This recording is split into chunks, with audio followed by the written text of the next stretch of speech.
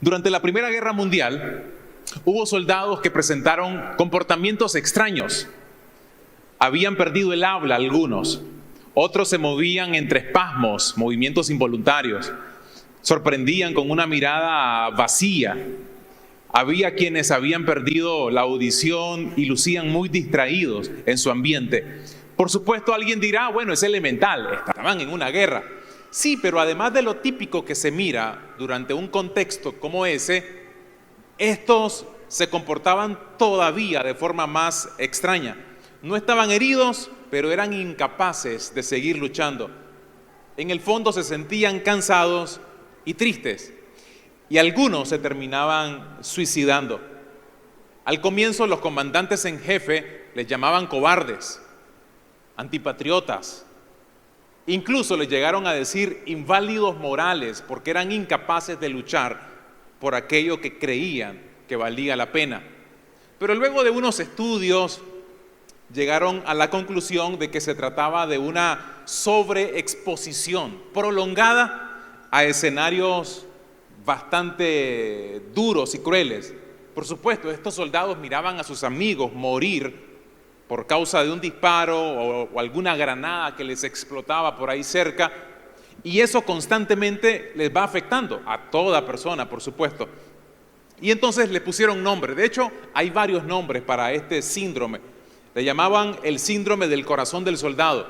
Después le dijeron trastorno de acción del corazón, locura de las trincheras, neurosis de combate, fatiga de batalla. Y este último me pareció interesante, la fiebre de trinchera. Y por supuesto, aunque la realidad es completamente distante a lo que ustedes y yo vivimos en un tiempo donde por supuesto no estamos en una trinchera, no estamos en batalla, en un sentido la vida se parece un poco a esto que estaban enfrentando estos soldados, esta fiebre de trinchera donde uno se cansa de estar batallando, donde es frustrante vivir prolongadamente en escenarios bastante difíciles, duros. Me refiero a personas que se cansan de estar día tras día luchando contra una enfermedad, contra un problema de familia, con un matrimonio que parece que no tiene forma de reestructurarse, una relación con tus padres que parece no recuperarse, un problema económico que ya se volvió tu estilo de vida. No es que es un problema, es el estilo de vida, una deuda que no parece que nunca se salda. Y así, problemas tras problemas, pareciera de que la vida de muchos se trata de eso, de cómo enfrentar situaciones difíciles. Y en algunos casos es cansado, es desgastante, porque pareciera, como dicen algunos, que uno vino a este mundo simplemente a pelearla, a tratar de resolver problemas tras problemas. De hecho, este tipo de situaciones ha llevado a muchas personas alrededor del mundo a tomar decisiones fatales, como quitarse la vida, por ejemplo. Para darles un caso específico, acá en nuestro país, en Nicaragua, dicen las estadísticas que desde el 2014 se han incrementado la cantidad de personas que se han quitado la vida. Ustedes notan en el gráfico en pantalla, desde el 2014 hasta el 2020, es lo que cubre este gráfico, poco a poco el número de personas que se suicidan aumenta. Y ahora en el 2021, dicen las estadísticas, que todavía aumentó más, 365 personas, básicamente una por día. Y cuando ustedes tratan de ahondar un poco en las razones, pues son varias. Gente que se quita la vida por pobreza, porque no pueden solventar toda la situación económica que están viviendo, por problemas de familia, problemas existenciales, problemas del amor. En fin, las causas pueden ser múltiples. Pero como lo dijo una psicóloga nicaragüense, me pareció interesante el comentario de ella. El suicidio es el grito de lo que duele vivir. Como la gente se calla y se guarda todo, el suicidio es ese grito que no pueden expresar. Es la gente que finalmente da su último grito al quitarse la vida. ¡Ey, mírenme! Me estaba ahogando y nadie se daba cuenta, no lo sabían. Y la forma en la que lo expresan es quitándose la vida. Y es probable que muchos de los que estamos acá se nos ha cruzado en algún momento la idea ante una circunstancia bien difícil. Tal vez no hemos hecho el intento, pero la idea se cruzó. Otros a lo mejor fueron un poquito más allá y además de la idea, lo intentaron. Y pueden haber muchas causas, por supuesto, pero en el fondo la gente se siente sin esperanza, desgastada de estar peleando vez tras vez. Y lo que quisiera compartir en los próximos minutos es justamente eso, cómo enfrentar esta fiebre, para usarle el término que se le denominó al comportamiento de los militares, esta fiebre de trinchera, este cansancio de la batalla de la vida. ¿Cómo? ¿Cómo se enfrenta? Y un principio que para mí es importante entender de entrada es aquel que nos revela la Escritura. En la vida, mis estimados, las tormentas, las crisis no son opcionales, forman parte del combo de la vida. No es algo que podamos evitar, en absoluto. Pero tristemente nosotros a veces, en lugar de enfrentar los problemas, nos terminamos escondiendo, y nos escondemos de muchas formas, por supuesto, pero al final nos terminamos escondiendo pensando que a lo mejor al escondernos estos problemas van a pasar. Y en realidad, mientras estamos escondidos, nos llenamos de temor, nos llenamos de angustia, de ansiedad o cualquier otra condición similar. Por eso es importante para mí este primer principio. El caos forma parte de la vida. Yo sé que no suena muy estimulante, pero en un mundo caído como en el que estamos, herido por causa del pecado desde los orígenes de la humanidad, el caos va a formar parte del día a día de nuestra sociedad y de nuestra vida en términos particulares. Esto sin importar si somos o no somos creyentes, si somos o no somos maduros, si tenemos pocos años o muchos años de congregarnos en una iglesia, si sabemos mucha Biblia o sabemos poco de ella. No importa el nivel de espiritualidad que supuestamente tenemos, todos, sin excepción alguna, comenzando por su servidor, no estamos exentos de dificultades, de tormenta, de problemas o de fiebre de trinchera. El apóstol Pedro lo dijo de esta forma, en 1 de Pedro 4, versículo 12.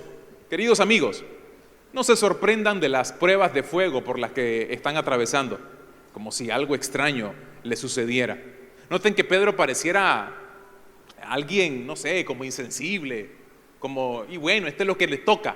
Pero en realidad lo que estaba intentando era transmitirle a la iglesia una idea muy importante.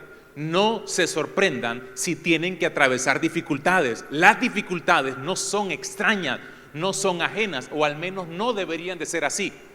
De otro modo, te van a doler más cuando éstas te visiten. Porque si yo soy de aquellos que cree que como soy creyente, como sé Biblia, como intento ser obediente, intento servir, soy alguien que por mucho tiempo ha servido al Señor en distintas maneras y pienso que eso me va a salvaguardar de algunos problemas, entonces cuando los problemas vengan me va a doler más. ¿Por qué? Porque me doy cuenta que la vida no funcionaba como yo creía. Y eso también es peligroso. Cuando tengo la expectativa equivocada de que ese tipo de cosas a mí no me pueden pasar, sí me pueden pasar también. Sí puedo, y en algún momento, tristemente, aunque no es algo que uno quisiera, vamos a tener que pasar. Jesucristo dijo en el Evangelio de Juan, capítulo 16, verso 33, en el mundo tendrán aflicción. El mismo Jesús lo anuncia. En el mundo pueden haber momentos que la van a pasar mal, pero confíen, yo he vencido al mundo. Por lo tanto, mis amigos, no es la falta de tormentas lo que nos distingue como creyentes, como iglesia, sino la forma en que las enfrentamos. Esa es realmente la diferencia con la sociedad que no conoce del Señor. Yo no soy cristiano para no tener que pasar por vicisitudes. No, soy creyente porque tengo las herramientas para poder atravesar o enfrentar cada uno de esos problemas que en la vida voy a tener que pasar. Por favor, vayan conmigo al Evangelio de Marcos. Y permítanme compartirles una historia que de seguro la mayoría de acá conocen. En el capítulo 4, verso 35 en adelante. Al atardecer, Jesús dijo a sus discípulos: crucemos al otro lado del lago. Así que dejaron a esas multitudes y salieron con Jesús en la barca, aunque otras barcas lo siguieron. Pronto se desató una tormenta feroz y olas violentas entraban en la barca, la cual empezó a llenarse de agua. Verso 38. Jesús estaba dormido en la parte posterior de la barca, con la cabeza recostada en una almohada. Los discípulos lo despertaron. «Maestro, ¿no te importa que nos ahoguemos?», gritaron. Cuando Jesús se despertó, reprendió al viento y dijo a las olas: «Silencio, cálmense». De repente el viento se detuvo y hubo una gran calma. Este relato me enseña algunas cositas que se las quiero compartir brevemente, algunas lecciones que se pueden aprender. Número 1, a Jesús a veces le gusta empujarnos a lo desconocido para liberarnos del afán de tenerlo todo controlado. Noten que fue Él el que le dijo a los discípulos: «Vamos al otro lado». Sabedor de todo, por supuesto, debió haber conocido que se iba a desatar una tormenta mientras navegaban. Sin embargo, a pesar de ese conocimiento, decide continuar con el plan. Vayan en aquel lugar, a pesar de que ustedes no saben de que va a venir una tormenta en el proceso. A Jesús a veces le gusta empujarnos a lo desconocido. ¿Saben por qué? En el fondo, porque tenemos la tendencia natural como seres humanos a querer todo tenerlo bajo control. Y cuando yo quiero mantener las cosas bajo control, como lo vamos a ver más en un ratito, tristemente van a haber situaciones que se nos escapan justamente de ese control que decimos tener. Y ahí la angustia se apodera de cada uno de nosotros. Segunda lección de este relato: que haya una tormenta en tu camino no significa que vayas en mala dirección. A veces equivocadamente hemos creído de que algo malo que me está pasando es muestra o manifestación de que Dios me está castigando.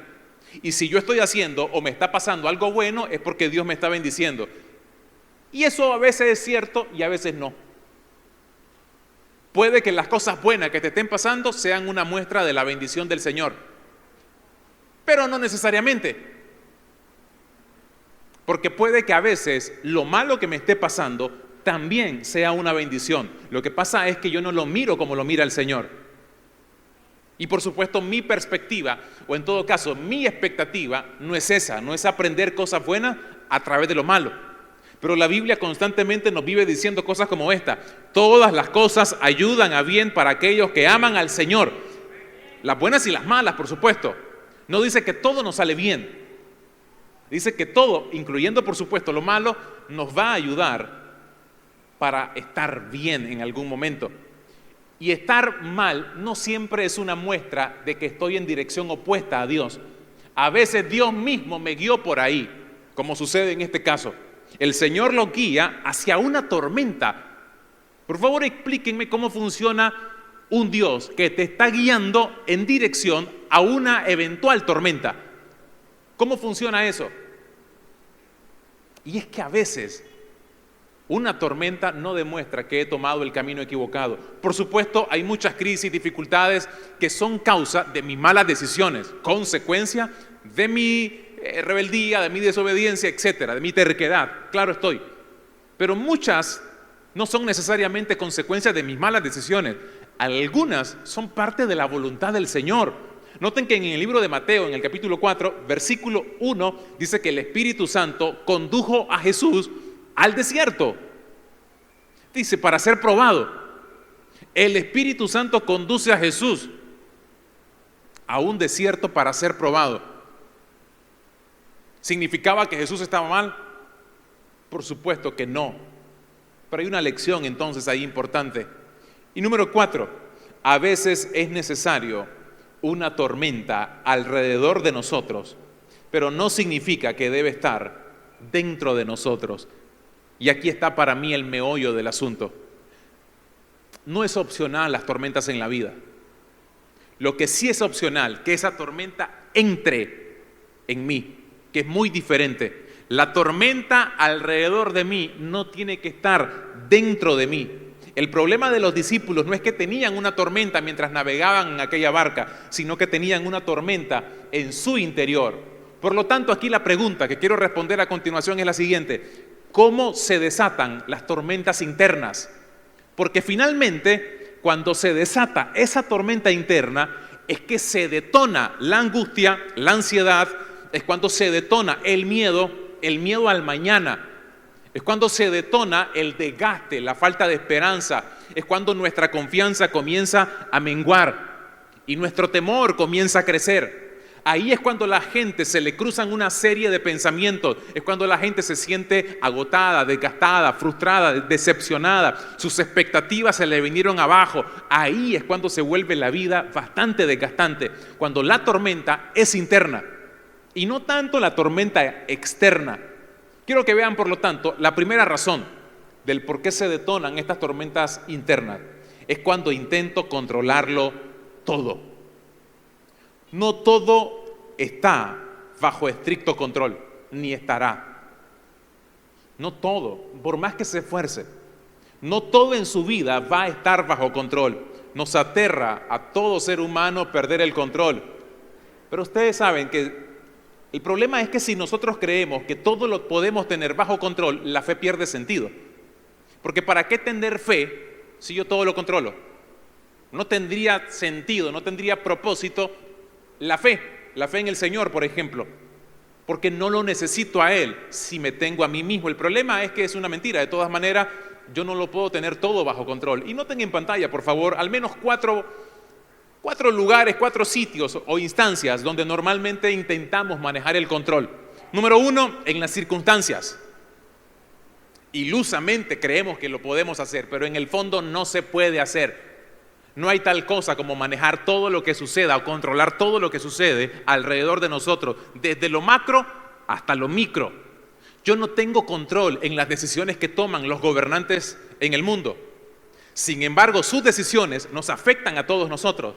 Afectan nuestra economía, en algunos casos afectan la familia, afectan la estabilidad emocional, pero no tenemos control de sus decisiones. No podemos controlar todo, ni en lo macro y tampoco en lo micro.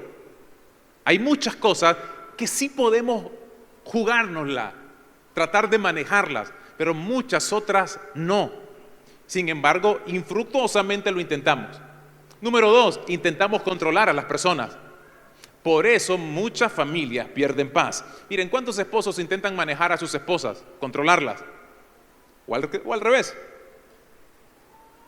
Esposas que intentan controlar a sus esposos. Y un matrimonio donde uno de los dos quiere controlar al otro, controlar lo que piensa, controlar lo que hace, controlar lo que mira, controlar excesivamente ese control no saludable, tóxico, irremediablemente el matrimonio se deteriora. Irremediablemente, porque es imposible controlar a las personas. No se puede. Hay otros que intentan controlar la opinión que se tiene acerca de uno mismo. Y yo no puedo controlar lo que la gente piense de mí. Por ejemplo, yo que de vez en cuando me paro sobre una plataforma como esta o en grupos X o Y para hablar acerca de algo, estoy entendido que hay personas a las que de pronto les voy a agradar por la forma en la que hablo y a otras no. Entender eso me va a dar un poquito más de paz. Porque voy a entender que no todo el mundo tiene que tener una opinión favorable acerca de mí. Digo, no es justificación para no hacer los ajustes que uno tiene que hacer y, por supuesto, como dice la Biblia, en la medida de lo posible estar bien con todos. Pero eso no significa que a pesar de que uno haga todo el esfuerzo que se amerite, que todo el mundo le voy a caer bien. No, a pesar de eso, siempre habrán comentarios que de pronto pueden ser hirientes, pueden ser duros, ofensivos, una crítica ácida en contra de mi persona y tengo que aprender a jugármela en la vida con ese tipo de situaciones. No tengo control, no puedo manejar el pensamiento de cada persona. Miren, si yo vivo por la aprobación de la gente, voy a morir por causa de su rechazo. No es posible manejar tu vida tratando de ser aprobado por todo el mundo. Si vivís por la aprobación de la gente, vas a morir por su rechazo. Y hay otros, por supuesto, que intentan controlar las opciones que hay en la vida. Se los grafico de esta manera. Hace casi 12 años, cuando mi esposa y yo esperábamos a nuestro primer hijo, ella comenzó a tratar de informarse acerca de los embarazos. Entonces comenzaba a ver, entre otras cosas, por ejemplo, documentales en Discovery. No sé si era Discovery, pero por darles un nombre, Discovery o uno de estos canales de documentales, donde decía embarazos de riesgo. cuando un parásito se introduce en la mujer y puede provocar esto y esto y esto, y entonces el escenario que te planteaban era un escenario horrible, ¿no? Y entonces ella decía, ¿y si eso me pasa a mí? O si no, comenzaba a leer ciertas cosas y las posibles consecuencias de vivir de esta manera durante tu embarazo. Y entonces miraba las distintas formas, los distintos escenarios en un embarazo. Digo, está bien informarse, el conocimiento nunca está de más, siempre es saludable, siempre es bueno. El problema es cuando esta curiosidad o este deseo sano de querer mantenerse informado te lleva a angustiarte, porque comenzás a considerar, a ver, si yo renuncio y me voy a este trabajo, en este otro trabajo me pueden hacer esto y esto y esto, entonces mejor me quedo. Y si me quedo, el problema es que me van a seguir denigrando como persona, pero si me denigran por aquí, al menos no voy a tener el miedo de que me corran allá, así que mejor me quedo aquí. Pero si me quedo aquí voy a seguir peleando con aquella persona, me van a seguir maltratando aquí, y entonces, pero si me voy aquí, y la gente comienza a jugar con distintos escenarios en su vida y todos les producen pánico, todos les da miedo. Y como no tienen control de todas las opciones, a pesar de que lo intentan tener, al final la vida se vuelve desgastante, porque es horrible saber que me quiero ir de un lugar pero no puedo irme, porque me da miedo, porque si me voy allá también me puede ir mal, así que mejor me quedo aquí. Y esos constantes escenarios son difíciles de sostener durante mucho tiempo, te desgasta la vida. La paz no llegará cuando consigas tenerlo todo controlado. La paz llegará cuando renuncies a la idea de intentar tenerlo todo controlado. Una vez más, la paz no llegará cuando consigas tenerlo todo controlado, porque tal cosa no existe, no se puede. La paz llegará cuando renuncies a la idea de intentar tenerlo todo controlado. Jesucristo lo dijo de esta manera, Mateo 6, verso 34. Así que no se preocupen por lo que pasará mañana. Ya tendrán tiempo para eso. Recuerden que ya tenemos bastante con los problemas de cada día. Hace años, con mis hijos, todos los que son padres de niños se vuelven fan de películas infantiles, ¿sí o no? O al menos por obligación uno tiene que tragárselas a veces. Entonces uno se vuelve fan, en mi caso, de Cars y de todo este tipo de dibujos animados, películas infantiles, que de paso ya son películas que hacen para adultos, ni las hacen para niños en realidad. Pero bueno, el tema es que hace años estaba viendo Kung Fu Panda, y Kung Fu Panda en su primera entrega tiene una escena donde el maestro Owen, no recuerdo cómo se llama, los que ya vieron la película sabrán, ¿no? Está cerca de un árbol, contiguo a un árbol, y dice una frase que me pareció bonita y se volvió luego bien conocida. El ayer, dice él, es historia. El mañana es un misterio. Pero el hoy es un regalo. Por eso se llama presente. Y pensé, más allá de la frase, en realidad es una verdad. Más allá que lo haya dicho un dibujo animado, es una verdad. Porque hace eco justamente de lo que las Escrituras nos enseñaban desde mucho tiempo atrás. Pensar en mañana usualmente me impide disfrutar el hoy. Vivir angustiado por lo que vendrá me hace perder de vista lo bueno que tengo hoy. Y esa es una de las cosas que provoca el intentar tener todo bajo control. Porque la persona controladora a menudo intenta en resolver las cosas que ni siquiera han venido. Pero en ese proceso desperdicia el presente, desperdicia el hoy, no puede disfrutarlo constantemente. Y la segunda razón del por qué se desatan esas tormentas internas es que cuando quiero que cambie en el exterior, lo que primero debería de pasar en mi interior. Eso detona tormentas internas, cuando pareciera que mi único interés es que cambien las cosas que están mal alrededor de mí. Cuando en el fondo lo que deberíamos de apuntar es a que se cambien lo que está mal dentro de mí. Antes que se cambien las cosas alrededor de mí, es que se cambien las cosas que están internamente. Ahora, ¿cómo debo de cambiar o qué debe de cambiar cuando yo estoy enfrentando una situación dura o difícil? Me puse a buscar en la computadora ahí consejos de los terapeutas para este tipo de situaciones, cuando la gente se siente cansada de vivir, cansada de luchar, cansada de echarle para adelante y no ver resultados, no ver ningún cambio en la vida. Me puse a ver consejos y me parecieron interesantes. Noten lo que dicen por lo menos algunos de los terapeutas. Dice, si usted se siente desgastado, desgastada, frustrado, con ataques de pánico, de ansiedad o cosas por el estilo, haga este tipo de cosas, le puede ayudar, decían algunos. No se quede acostado, que la cama no sea un acompañante fiel suyo.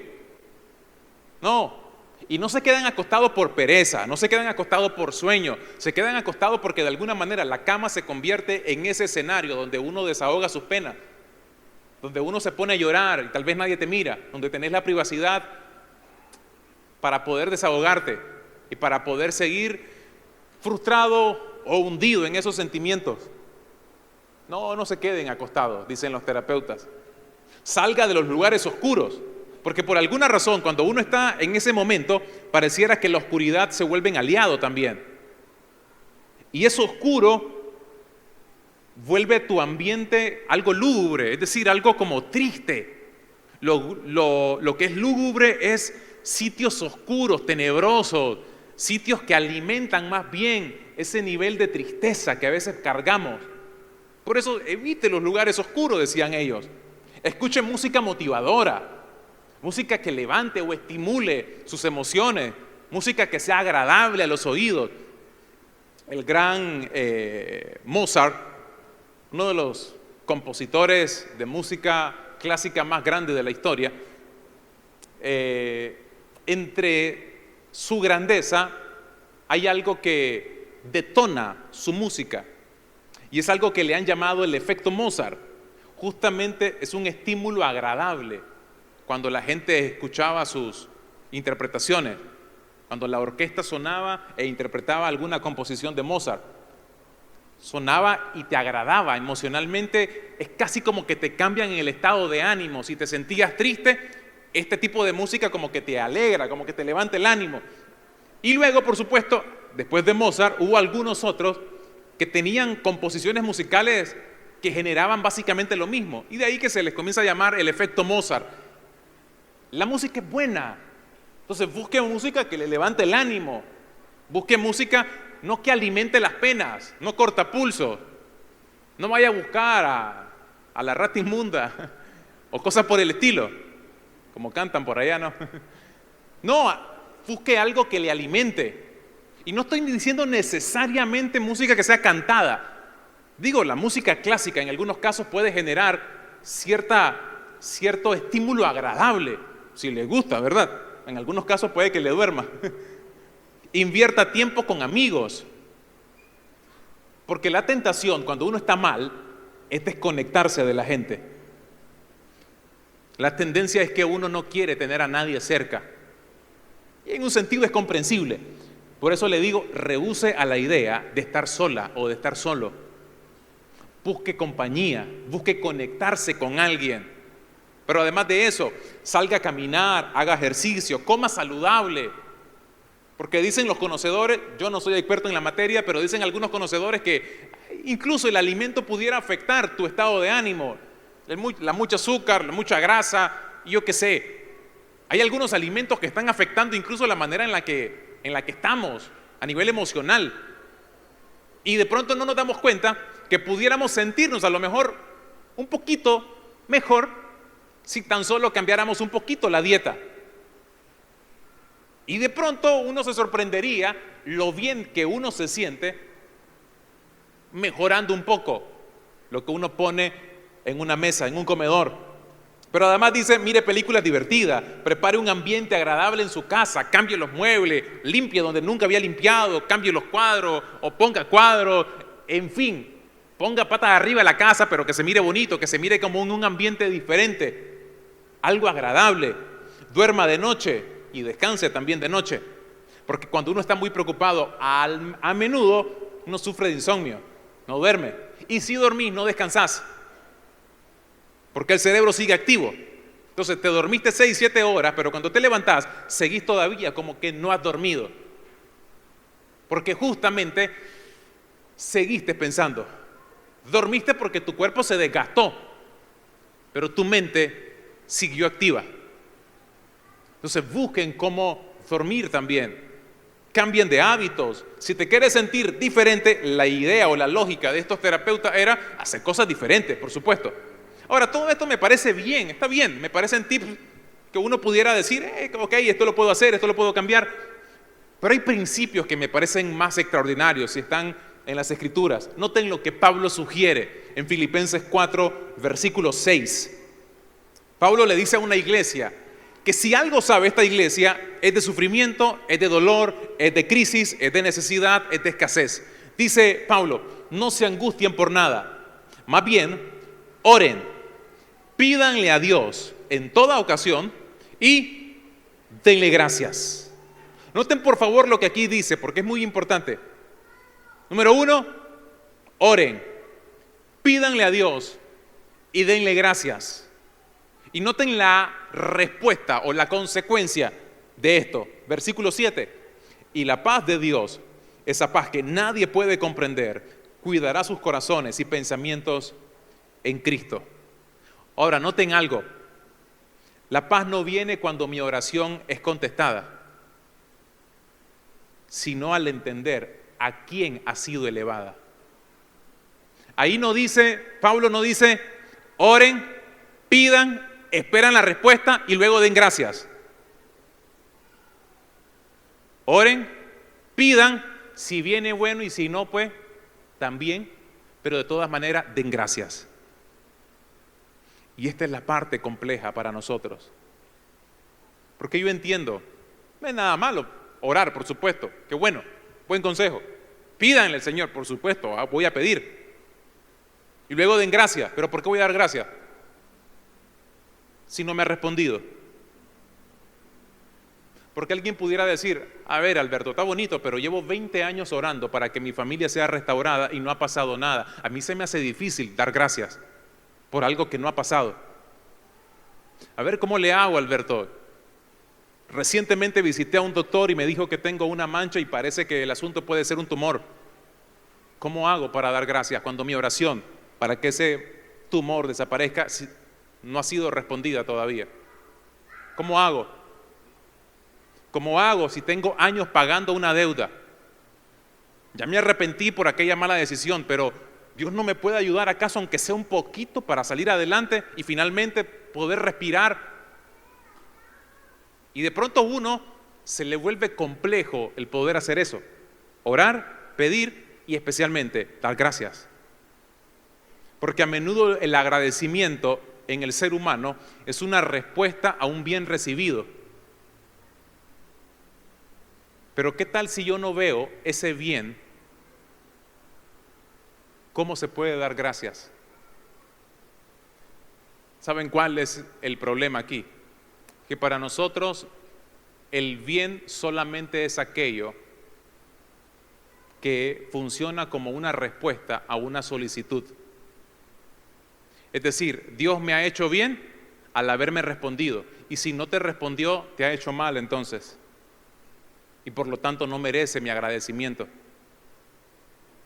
Y con eso jugamos, a veces de forma inconsciente, porque nos acostumbramos a dar gracias en la medida que recibo algo de Él, olvidando que después de todo, lo más importante que recibí de Él no es una respuesta a una oración. Lo más importante que recibí de Él es acceso al trono de su gracia 24 horas, todos los días de la semana, todos los días del año. Puedo acercarme confiadamente al trono de su gracia y tener acceso a su corazón. Pero para muchos de nosotros pareciera que eso no es suficiente.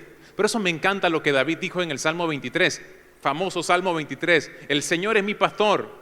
La versión Reina Valera que nosotros leemos y a menudo nos aprendemos de memoria dice, nada me faltará. Pero les he dicho que el texto original en realidad lo que dice, el Señor es mi pastor, tengo todo lo que necesito. Eso debería de cambiarnos un poco la perspectiva. Porque no es que entonces voy a dejar de pedir, sino que aun cuando el Señor no me esté dando en este momento aquello que le estoy pidiendo, yo entiendo que estoy satisfecho en Él. Yo estoy satisfecho en Él, no por lo que Él me da, sino por quien es Él para mí. Y eso es muy complejo, muy difícil. En teoría yo sé que es sencillo decirlo, en la práctica es un enorme desafío, porque nosotros solamente nos sentimos mejor en la medida que tenemos aquello que deseamos, aquello que anhelamos, aquello que creemos que necesitamos. Muchos de nosotros pensamos, yo voy a estar bien hasta que por fin la familia se restaure, hasta que por fin yo me logre sanar, hasta que por fin logre saldar la deuda, hasta que por fin las cosas con mis padres se resuelvan. Sin embargo, la Biblia me enseña, Pablo dice en el capítulo 4 siempre de Filipenses, versículo 11, he aprendido a adaptarme a cualquier situación. Adaptabilidad es un desafío para todo creyente. He aprendido a adaptarme a cualquier situación. Yo sé cómo vivir en pobreza, dice Pablo. Yo sé cómo vivir en pobreza o en abundancia. Porque para vivir en pobreza hay que saber vivir también. Porque gente con escasez, por supuesto, hay muchos. Pero gente que sabe vivir durante la escasez, hay pocos. Pablo dice, yo sé cómo vivir en pobreza y sé cómo vivir en abundancia. Conozco el secreto de estar feliz en todos los momentos y circunstancias. Yo le preguntaría a Pablo, ¿y cuál es, Pablo? ¿Cómo se hace para vivir feliz en todo momento y circunstancia? Contame. Porque yo he aprendido a ser feliz cuando todo está bien. Yo estoy feliz cuando me regalan cosas. Yo solo soy feliz cuando me sano. Yo solo soy feliz cuando no me enfermo. Yo solo soy feliz cuando todo resulta como yo pensaba. Enséñame. ¿Cómo sos feliz de la otra manera? ¿Sí? ¿Cómo? Porque ese es el desafío en realidad.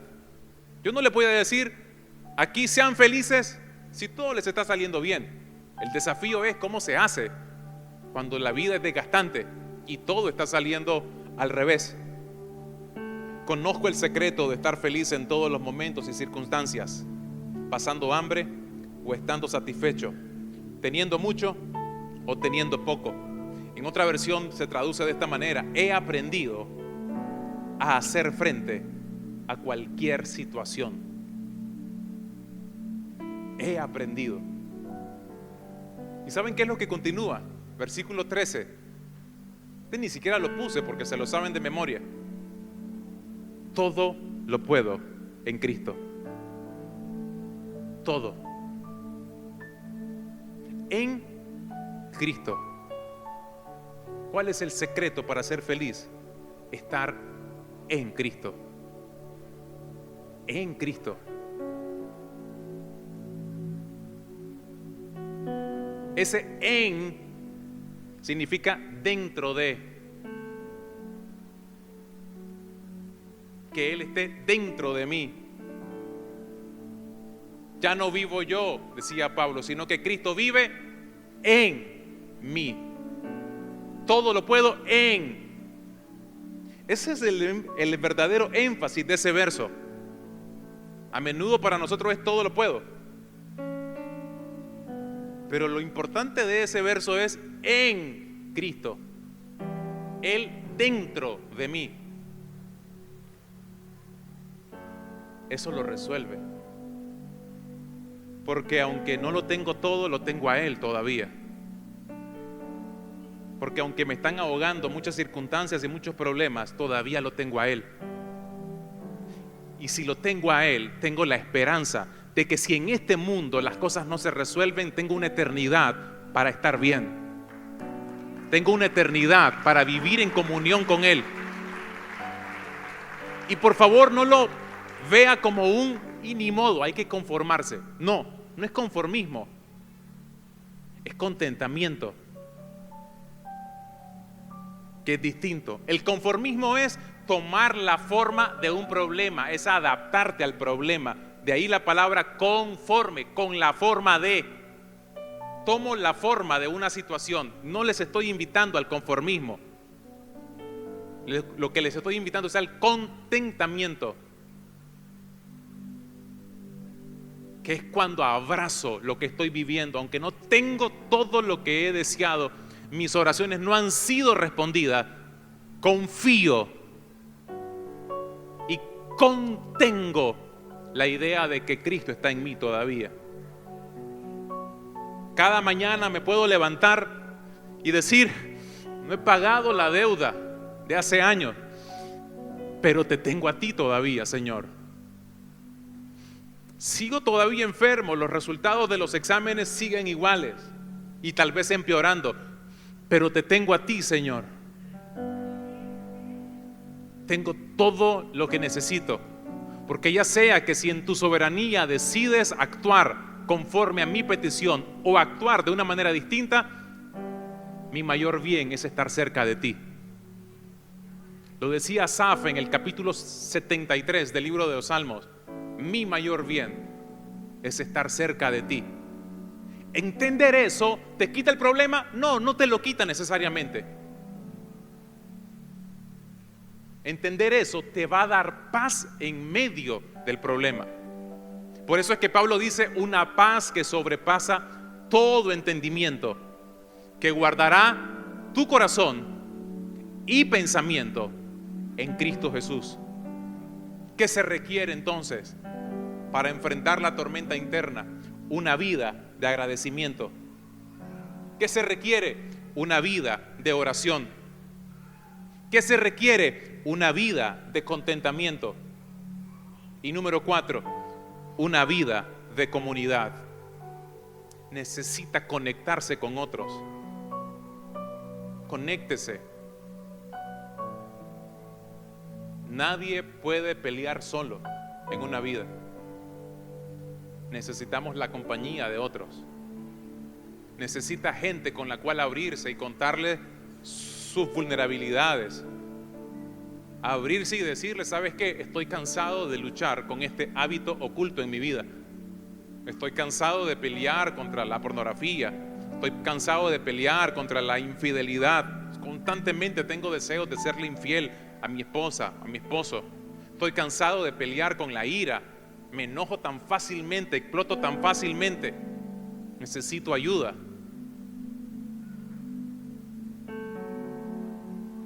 Simplemente conéctese como comunidad. Por eso insistimos: conéctese a un círculo de amistad. Conéctese con una reunión de matrimonios. Conéctese, porque solo es más difícil, sola es más desgastante. Y ahí entonces habrá paz.